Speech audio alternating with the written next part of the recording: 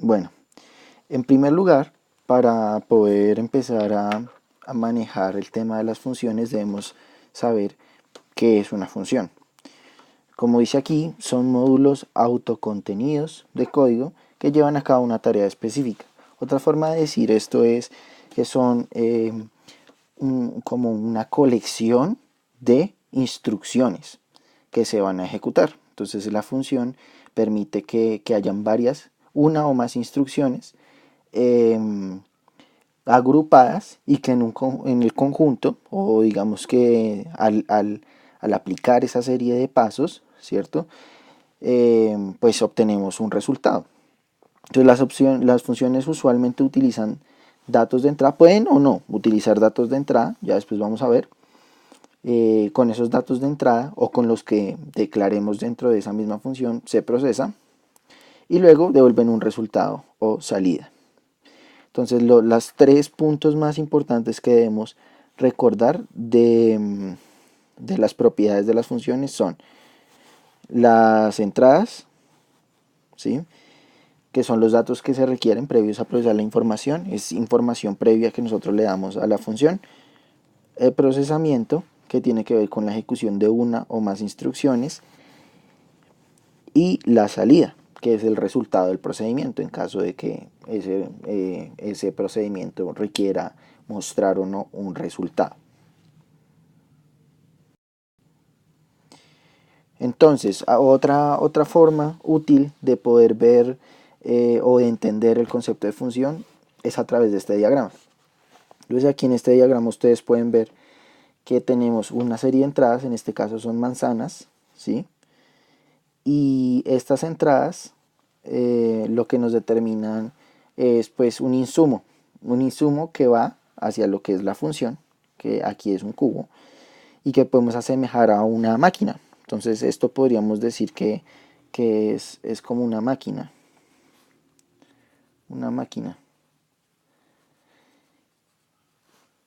en donde pasan dichas manzanas y al final salen o se transforman en lo que vienen siendo aquí las salidas, que son las manzanas ya cortadas o por así decirlo, procesadas, ¿no?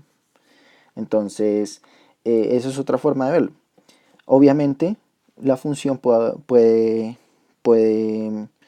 determinar cualquier tipo de proceso. Entonces, por ejemplo, podría no ser cortar las manzanas a la mitad, sino podría ser cortarlas a la mitad y además empacarlas. Nosotros definimos cuál es el nivel de profundidad o cuál es el proceso, ¿cierto?, que hace dicha máquina.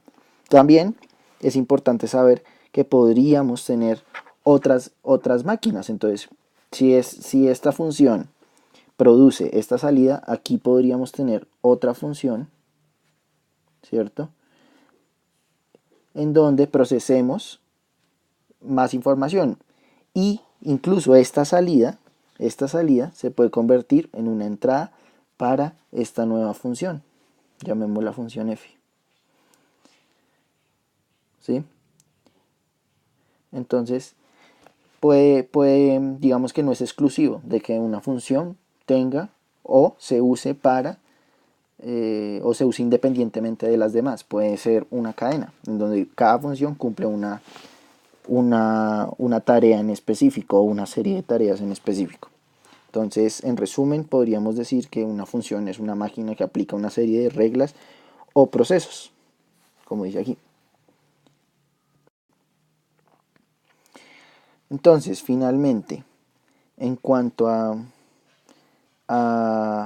una función, ya como vimos que puede comportarse como una máquina, quisiéramos algunos ejemplos al respecto con esta máquina que tenemos aquí. Entonces la máquina en este caso tiene un proceso claro que es una operación, ¿cierto?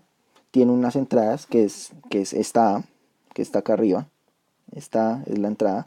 Tiene una salida que es la y tiene un proceso. El proceso es decirle que y es igual a más 2. Este es el proceso. Entonces en este caso lo que hace la máquina es procesar dicha información con la entrada. Entonces sabemos que la entrada es a esa A le suma 2 y ese es el resultado que saca. Entonces en ese caso, si utilizáramos esta misma máquina y esta misma información, tendríamos que si A fuera 2, ¿cierto? Entonces tendríamos que Y es igual a más 2, es decir, que Y es igual a 4, tal y como aparece aquí en la tabla. Si A no fuera 2 sino fuera 10, entonces tendríamos que Y sería igual a 10 más 2, es decir, que el resultado, la salida sería 12. Y así si el resultado fuera, y si la entrada fuera 100, entonces el resultado sería 102.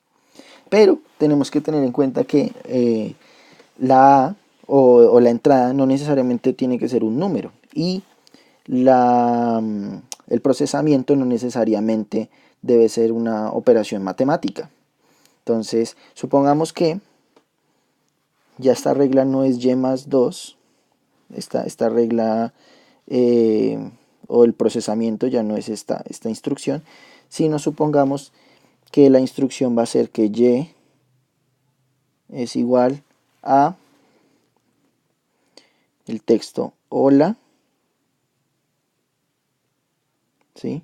Con un espacio aquí, y luego o seguido de A, de lo que sea A. Entonces supongamos que A es un texto. Entonces A ya no sería un número, sino A es un texto, cualquier texto que nosotros queramos. Entonces, digamos que A es un texto. En ese caso supongamos nombres de personas. Entonces A vendría siendo, digamos, supongamos aquí María, ¿cierto? Entonces el resultado, lo que procesa la máquina es decir, hola, A, ¿cierto? Pero como A es María, entonces el resultado vendría siendo hola, hola, María, ¿cierto? Y así sucesivamente, si tuviésemos otro nombre, pues lo mismo. Supongamos que tenemos el nombre Ana, pues tendríamos aquí el resultado hola, Ana.